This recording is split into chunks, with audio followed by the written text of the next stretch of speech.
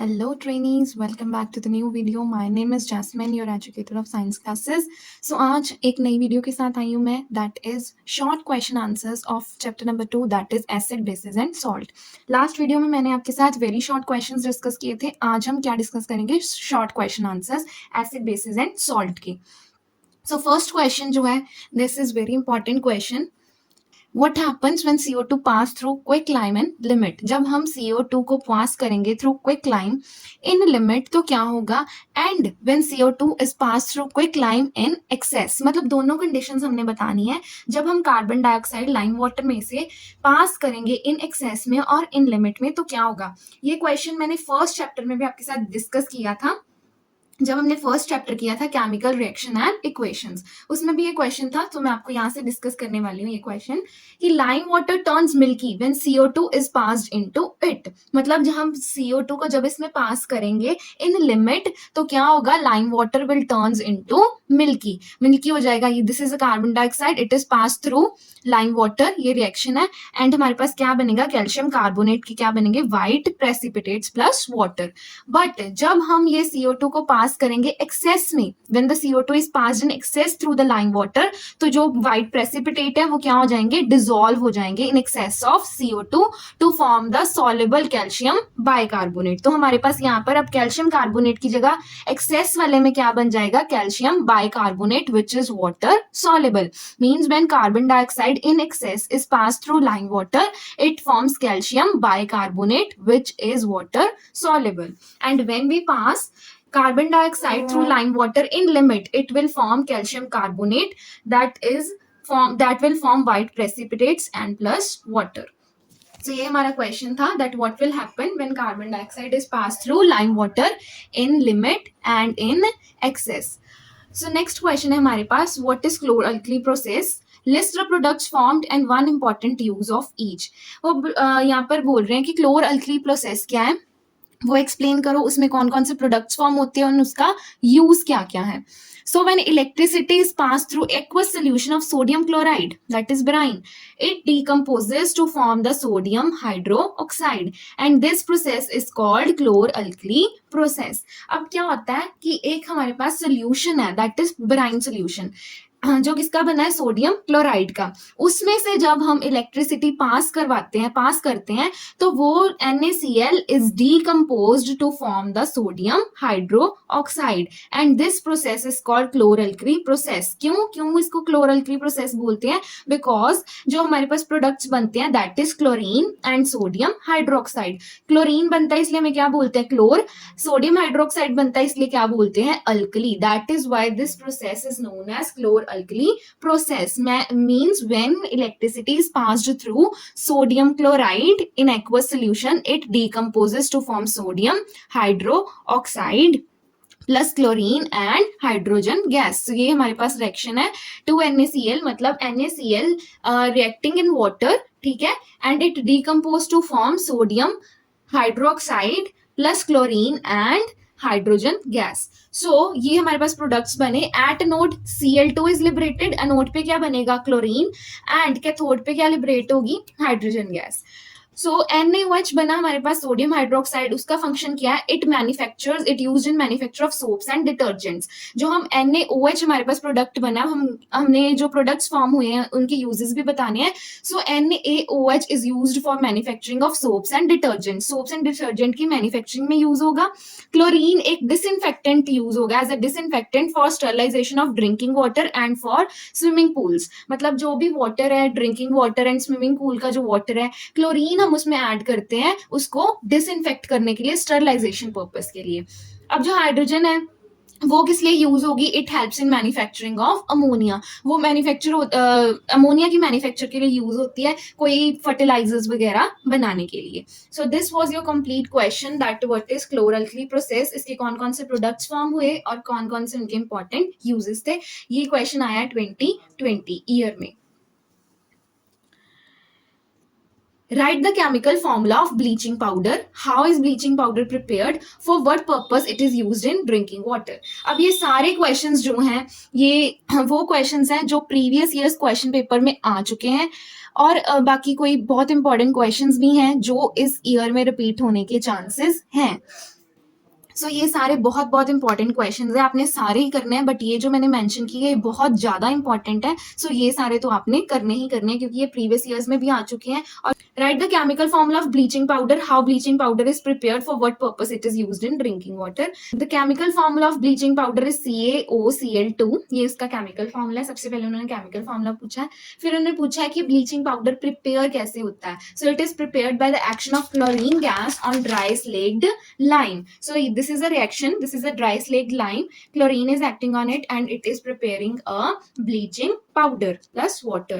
So ये drinking purpose में किस लिए use होता है? It is used in disinfecting the drinking water as chlorine liberated by it kills the germ. So इसमें जो chlorine liberate होगी वो किस लिए यूज होगी? डिसइंफेक्टेंट, एज अ डिसइंफेक्टेंट पानी को स्टरलाइज करने के लिए, so that it would be fit for our drinking. Next question is a white coloured powder used by doctor for supporting fractured bones.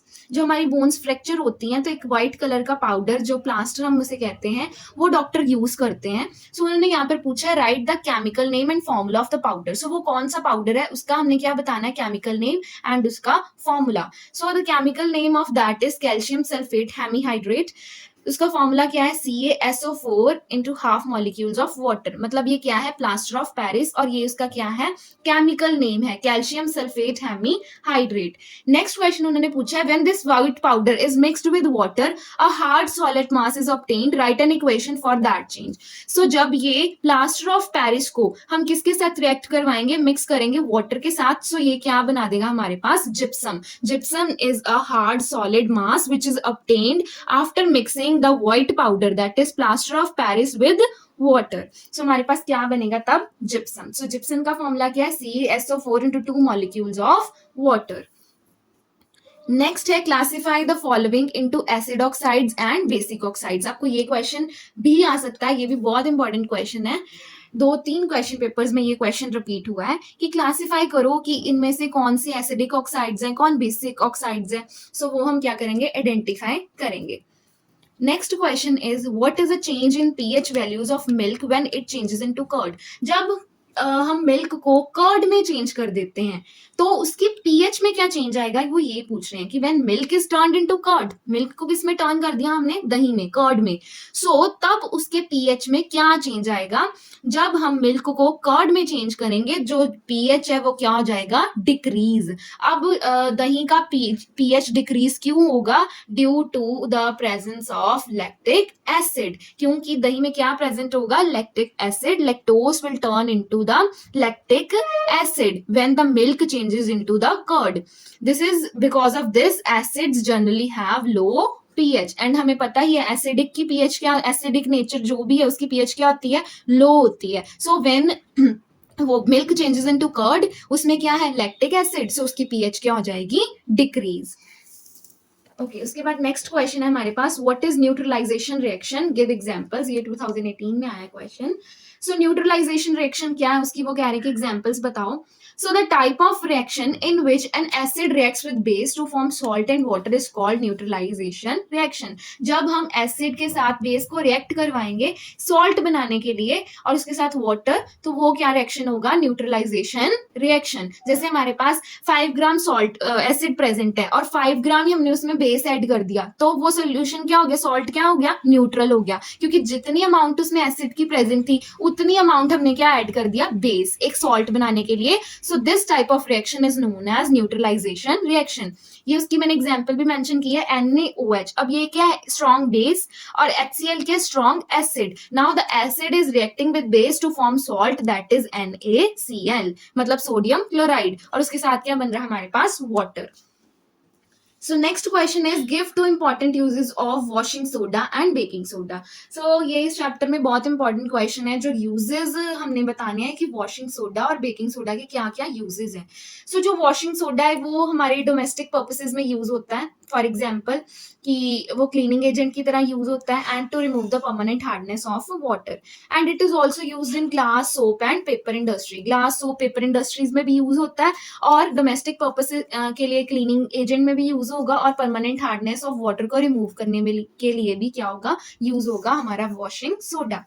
सो जो हमारे पास बेकिंग सोडा है, this is used as soda acid in fire extinguishers में use होगा. It is used as an ingredient in antacids as it neutralizes the excess acid in the stomach.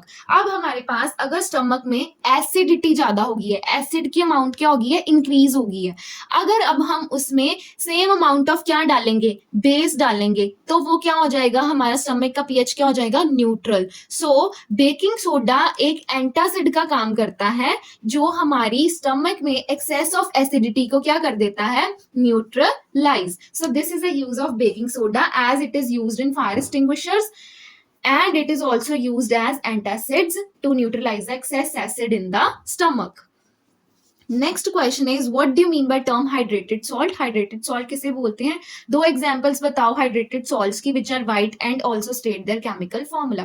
कहते हैं कि वो बताओ कि हाइड्रेटेड सॉल्ट क्या होते हैं, उनकी दो एग्जांपल्स क्या क्या हैं और उनका chemical formula. So the salts which have a water of crystallisation with them they are known as hydrated salts. जो सॉल्ट्स में वाटर ऑफ क्रिस्टलाइजेशन प्रेजेंट होता है उस सॉल्ट्स को हम क्या बोलते हैं, hydrated salts. Some salts unite with a definite quantity of water while crystallizing out from their solution. This is known as water of crystallization. अब कुछ salts एक definite quantity में एक दूसरे के साथ unite करते हैं crystals बनाने के लिए. So this is known as crystallization when there is a formation of crystals and the salts unite in definite quantity.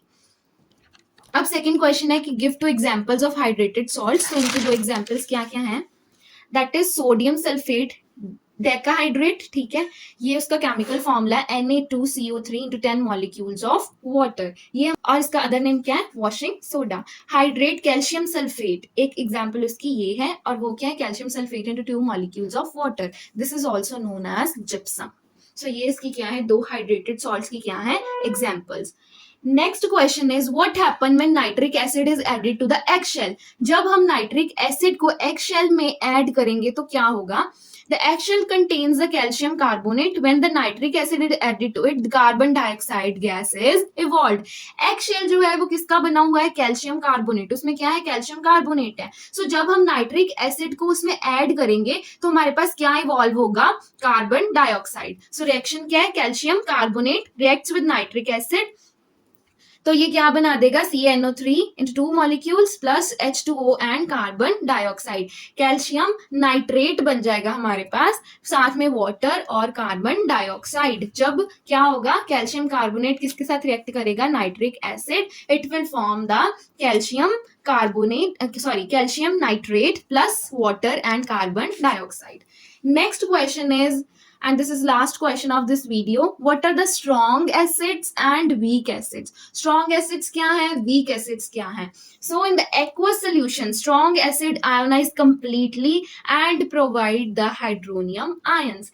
Aqueous solution में strong acids completely ionize हो जाएंगे और क्या provide करेंगे हमें, hydronium ions. On the other hand जो हमारे weak acids होंगे वो partially ionize होंगे aqueous solution में of same molar concentration and will provide the small concentrations of hydronium ions. मतलब जो strong acid है जो completely वाटर में आयनाइज होंगे वो हमें लार्ज कंसंट्रेशन देंगे हाइड्रोनियम आयंस की. वेयर एज जो वीक एसिड्स हमारे पास होंगे वो क्या करेंगे, they will provide the small concentration of hydronium ions. क्यों, क्योंकि they will partially ionise in the aqueous solution. So this was the important questions answer of chapter number 2 that is acid basis salt. उसके कुछ बहुत important short questions थे.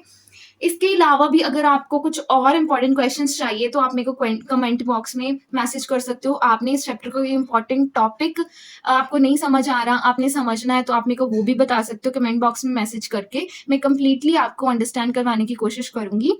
So stay tuned for further videos. अगर आपको ये video अच्छी लगी तो इसको लाइक करें, कमेंट करें and subscribe to our channel for further videos. Thank you.